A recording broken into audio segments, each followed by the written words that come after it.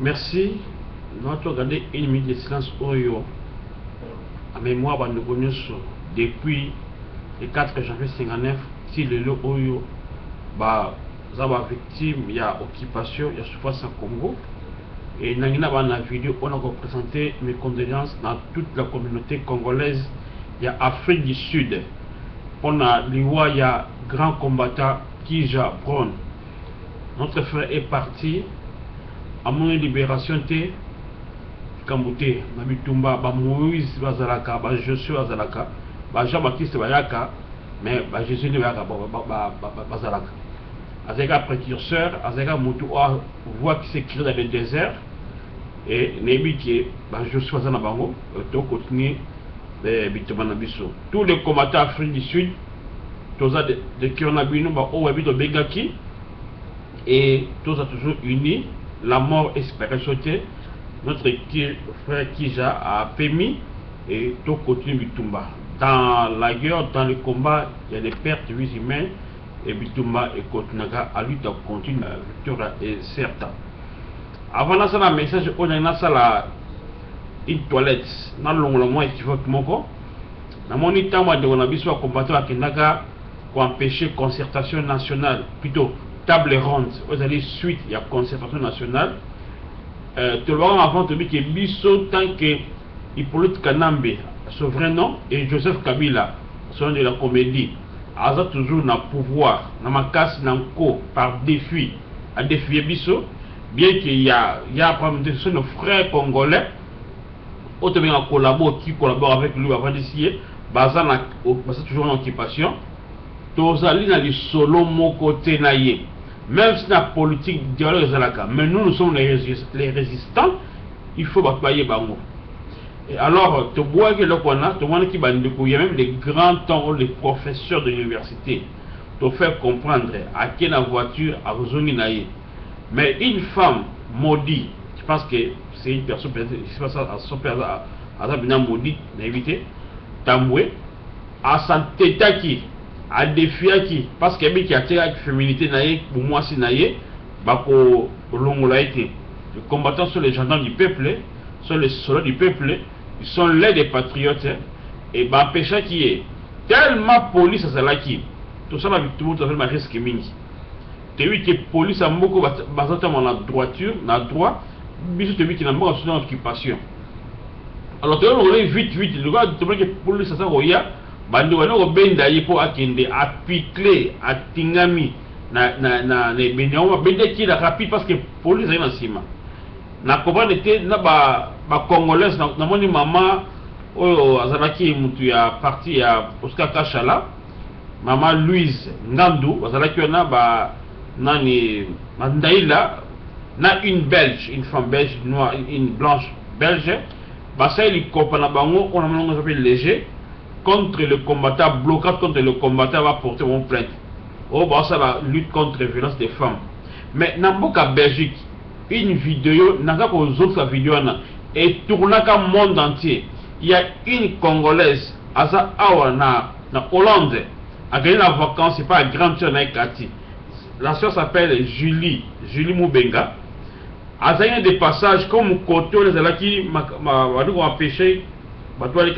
Quelque chose activement combattant police censé protéger le peuple batini il est là à un problème batini kaye à quoi la mutu et imagine qui choquante même d'autres africains qui révoltés et pendant que la télévision mais tout le monde les femmes congolaises soit déjà défendre l'intérêt à Bassi tu vois congolais dans institution belge ça va lui compater mais il y a des combattants. Le travail que les combattants font, est-ce que c'est le travail de bandit? Est-ce que c'est du contre Congo? Pourquoi nous ne sommes pas reconnaissants? Pourquoi vous n'êtes pas reconnaissants? Et votre famille, votre ami belge, Azaliwana, réponse n'y a pas sa biseau. Quelle morale n'y a pas sa biseau? Après son morale dans la police belge. Oyo a dit que respectez-moi cité. Bino babenda qui yo maudit. Mais moi si nani Julie ba tindikaye et puis malgré quoi na police azo qui pété ce sont les vrais combattants qui vont joyer et qui les loyo et le mais ça la malangoté morale de quoi moi si maman belge akoloba. Et chaque fois qu'on expliquer raison au combattre et pour nous empêcher qui est abîme peu importe tout ça, il ne faut pas s'imbayer. Donc selon vous, il faut tout là. Cette petite femme a qui nos quotas. Alors tout le monde empêcher le roi. Mais il y a toute la question. Le 21 février, parce que j'ai bêté à ce qu'on dit là en pété. Le 21 février, ceux qui moi c'est aïe et qui va empêcher, pas ça nîmes. Parce que mbela za kuna. Tout tika tout empêcher de bendaye. Ceux qui moi ça zali ça va se bendaye. Mais ceux moi ça zali on va faire quelque chose pour la kolongola bango ici quand. Donc dans un salon on a longolo kona au basala kiona dans un baka ebelé na est. Ba dit qu'on ça la blocage au combattre ba télémélier mais na est. Na est va sali. Donc ça mamingi qu'on ça va collaborer silencieux ou silencieuse na va collaborer visible là va invisible. Donc ça koye ba bino moko pour la cause ya Congo. J'ai toujours dit notre combat c'est pas la musique des musiciens. Malgré la distraction, but na biso objectif c'est la Kabila dégage.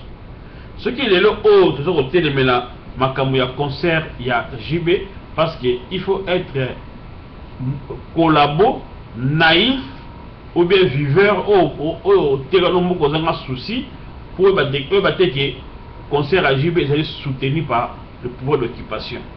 Mais haïtien, est-ce que président Abino, il y a Haïti, Michel Martelly, donc comme on va créole, Michel Martelly, c'est un résistant, un musicien, Michel Martelly. Combat résistant, Martel Sali, Martelly, combat résistant. Parce que dans la musique, il y a la nzembo, à tout le qui ne pas qui s'associe au peuple, pas défendre le peuple. Et que musicien, qui ambassadeur à Haïti, n'est pas le double, n'est pas miré qui n'a fait des locaux apartheid. Il y a un fruit, c'est là comme si on a. Ce que votre président, monsieur Alain Claude, il ne peut pas accepter ce que tu es en train de faire. Mais je ne parle pas à Alain Claude pour les conséquences nango, mais salami. Fada, je te salue mon frère Fada, Aboukani, Chikito, même chose, et puis au Lobini Bayaki.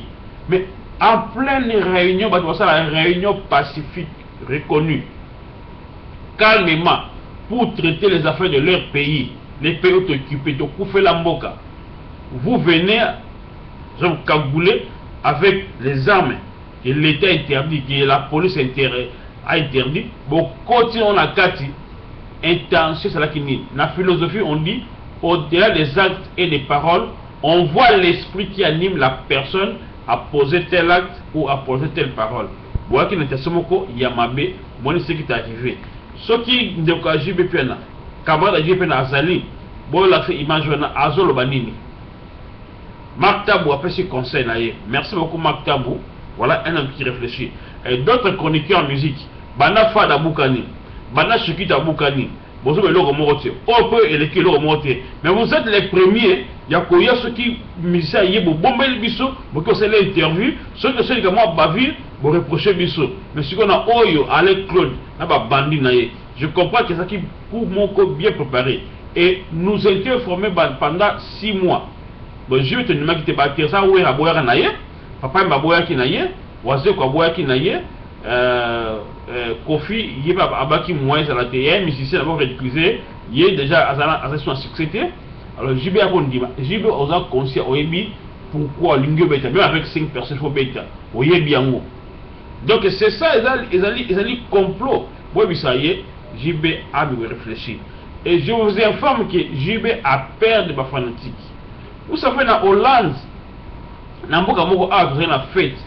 Parce la fête anniversaire, bina tant batika ndemo JB pour non omba batu batelemi non ligorodo viens ligorodo toboyi mais et quand nous habitués même les gens qui ne sont pas forcément combattants on va critiquer le combat on va voir la marche on met alors bani ko sepenaye parmi les bazanga moka binga za fanatique ya JB batu banga ouais la JB ça kanga non défendre JB mais na yini. Dans le début, on a soutenu Yémen, il fallait avoir la raison à la qui orgueil, Azad sous mon pambaté, à quoi il monte en l'Inde, à quoi il orgueilleux. Et ça passe si j'y vais perdre fanatique. Le logo sur Ouera, la JB, qui est comme les gars, la popularité. Déjà, les gars, le succès. C'est quoi, comme le caméra de musique, a comme une soupe, comme vous préférez tout Ouera, qui est JB. Mais qui va monter au hasard, pas inconscient, mais on préfère tout Ouera son, qui est JB. JB compte la popularité et qui tient assez dans le niveau où il y a sakanaté. Donc, JBPN Azali Benja, il est comme autre fan de la tête, tout n'a pas tout la gamme comme JBPN. Non, non, non. C'est pas ça notre objectif. Hein. Et Bisso, je vous ai Kabila dégage. Mais c'est même pas pasteur, pas chrétien. JB a pour 4 missions. Première mission, la mission politique. Voilà, Bohemi Nabino.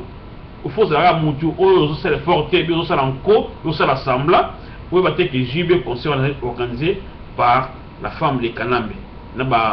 Patrick Bolin et tout ça. Et deuxième raison, c'est business. Parce que dans le on a Bangoul Bagoya. Dans la Moutou, la bonne ça, soit une Bible, message, il y a téléphone des alliés. Moutou proche, les gens aiment, les gens nous aiment. Toujours solo là, tout le monde se comprend pas. On a des personnalités, mon collègue coquille, mais ça, sous pendant que je vais te clôturer liste. Donc, JB a joué en moule. Pour Bahia. Et tout le temps, elle répond ni la Rokita. On va vérifier. Et raison, sous ça, les alliés, raison pour la zone, on a un combo là, parce qu'il y a un album T, un succès T. Et quatrième raison, c'est raison spirituelle. Et tant qu'il y a un, c'est pour envoûter, au lieu que le pouvoir qui passe et travailler dans la force du ténèbre.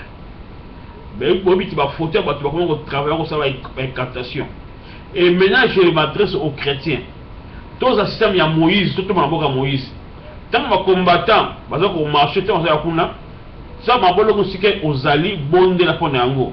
Et je demande aux pasteurs, vraiment, tu sais, en France, mon colonne. Même si vous en avez des présences dans choses certaines de Dieu, un homme de Dieu, saint homme de Dieu. Il y a des hommes de Dieu et il y a aussi des saints hommes de Dieu. Ce que vous avez bien montré dans Nzambe, ça m'a colonne en France, Sakola, Tala, vous voyez que Saka et Bana Bonzambe. Saka la Bonzambe, pas maté, on a dit Nganganzambe. Bana ko Saka pendant le Makambo. Pas maté, tu es bibi sur ce qui est concert à Jiba, on va défier la communauté congolaise et mission spirituelle. Il vient pour envoûter les gens. Tout à l'heure, pasteur Marcelo dans le Baki, les satanismes dans la musique. Les satanismes dans la musique. Faut-on le sur les deux plans. Plan politique et contre sanction de Pesaki et puis contre Moussa Ali Gossala. Faut-on rappeler que sanction est égal à JBT. Les hommes politiques inconscients aux vendeurs du pays, tu bien en collabo, parce que interdiction sur les côtés de déranger à Bango. Et puis, il y a aussi les hommes de Dieu, certains hommes de Dieu, autrement à collaborer, c'est pour que ça va encore y avoir. Et puis, c'est parce que l'idée de l'opinion, c'est le Moussalate. Mais les Congolais, les combattants, nous avons placé de Jésus, nous sommes combattants. Nous sommes en France, à Londres, il y a Belgique, il y a Hollande, il y a Allemagne, il y a Suisse, il y a Autriche, il y a Danemark, il y a Suède, il y a Norvège, il y a partout. Est-ce que tu as mesuré aussi pour les journalistes? Parce que Babal de l'opinion, attends le niveau en Moka, tout le monde trois choses et ça la succès. Musique, Makamakanabe, na église.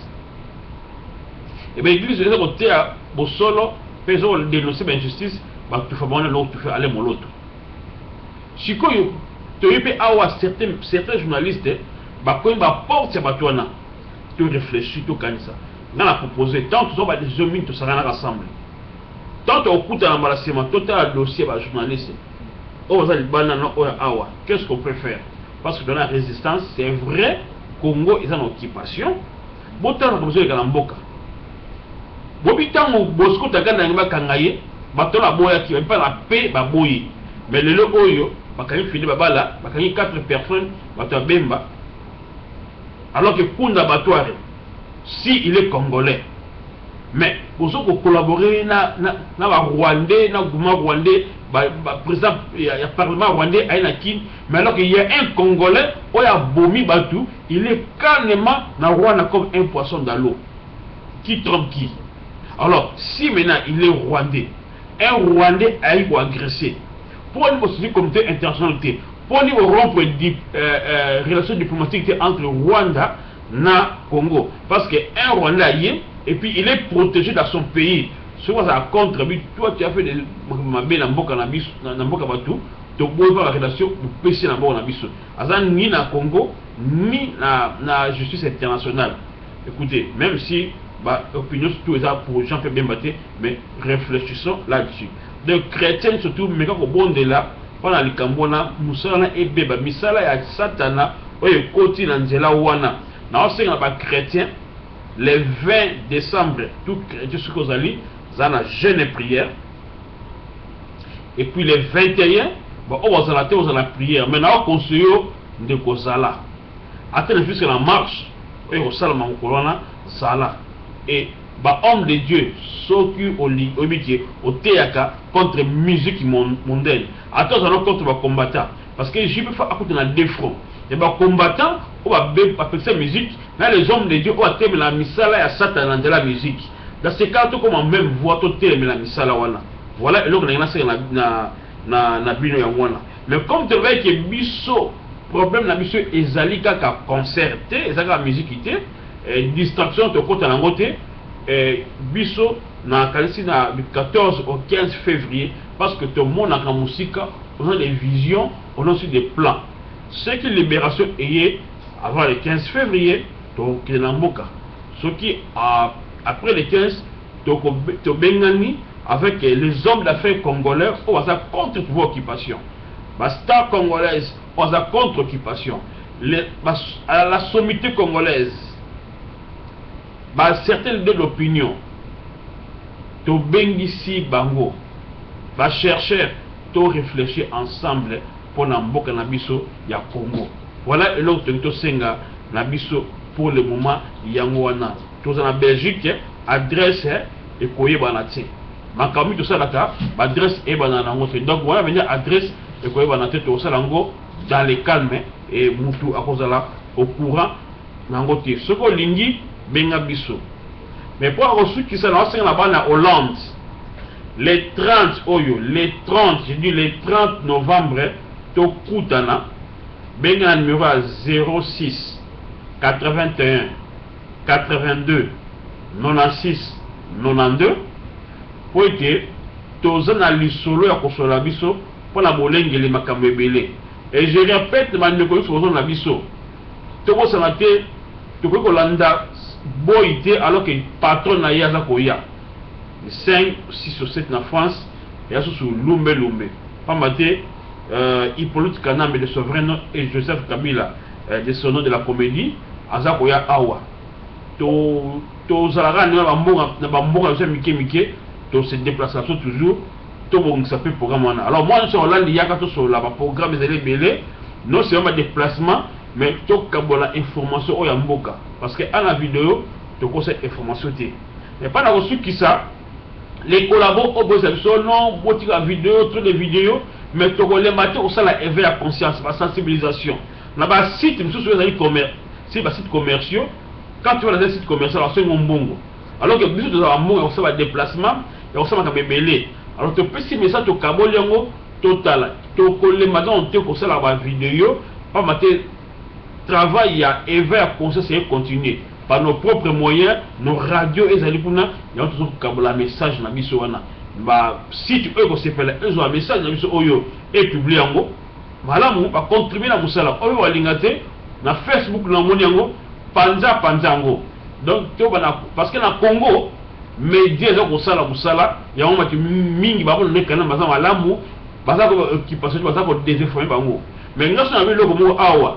Il y a des gens qui ont soit na Congo, au Yebisaye, puis au Atalaka, Internet, moi, Mokomoko, Baza Koyeba. Il y a un continuer.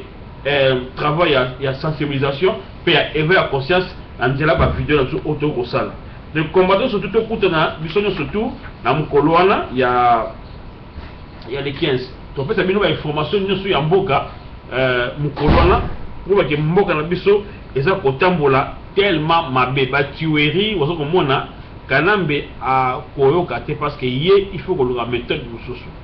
Ingeta lokole e yokani lokole et yokani tobetaka lokole tango nyonso lokole ti ekoyokana pesi merci bandeko nyonso oyo sensibiliser bandeko pe oyo telema unité za toujours sagesse za toujours maïle école toujours et puis makambo na biso ba réunion kosala ke bokoye basu ba information te na adresse lokole et que Dieu bénisse le Congo.